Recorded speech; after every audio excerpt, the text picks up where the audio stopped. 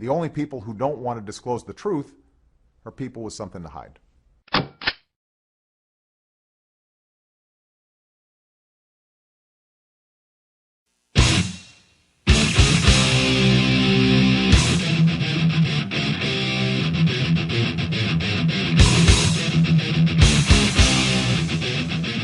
Warning. The Michael Savage Show contains adult language, adult content, psychological nudity. Listener discretion is advised.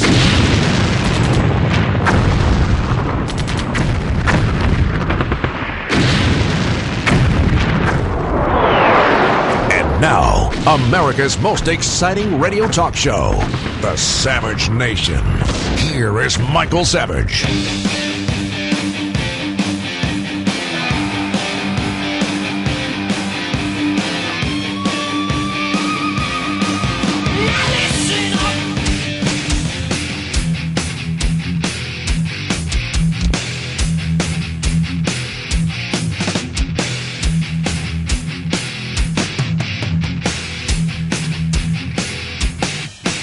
I would put our legislative and foreign policy accomplishments in our first 2 years against any president, with the possible exceptions of Johnson, FDR, and Lincoln. But just in terms of what we've gotten done in modern history.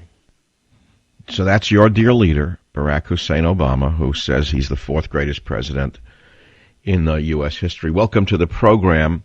I have a question for the fourth greatest president in American history. How come you've said nothing about the death of one of the world's great dictators? How come nobody in either party has dared say one word about the death of Kim Jong-il?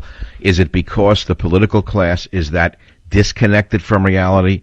Is it because they don't even know that the man was a mass murderer? I'm shocked. I mean, I shouldn't even talk about it because apparently nobody in America seems to give a rat's behind about the world through a broken eyeglass frame.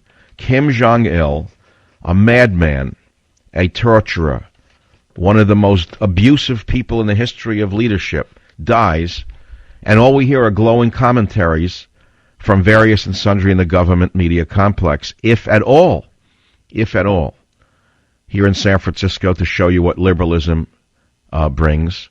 During a very high-profile game, a sports game between the San Francisco 49ers and the Pittsburgh Steelers at Candlestick Park last night, the stadium went dark.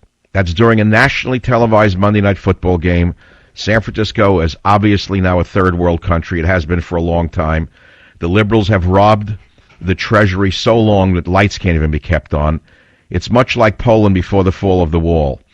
San Francisco is the most corrupt city in America, more corrupt than New Orleans at its worst. They can't even keep the lights on during a ball game.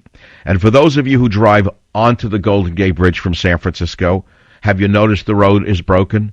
They will not even fill a pothole. Where do all of the billions of dollars go? Ask Mayor Ed Lee and the Board of Supervisors. What can I say about any of this? I'm saying what I want to say, and shortly we'll have Donald Trump on the program with his new book. And I would ask you, the listeners, what should I ask Donald Trump? I know what I'm going to ask him. I'm going to ask him one question right off the top. Why would you consider running for president in 2012 and hand the election to Obama? Because if he runs, or if, God forbid, you betcha runs, the Alaskan hussy, if the Alaskan hussy, you betcha, decides to run, or if Bush's brother decides to run, it means they're working hand in glove with the Democrat establishment. Now, I know this, you know this.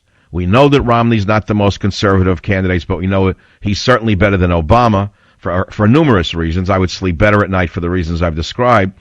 A, I know where he was born. B, I know who his father was. C, he has a tremendous track record of loving America.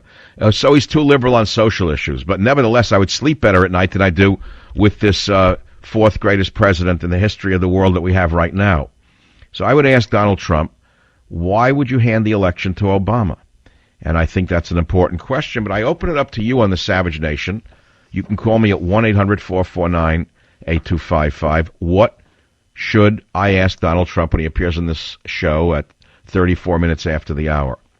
The only people who don't want to disclose the truth are people with something to hide.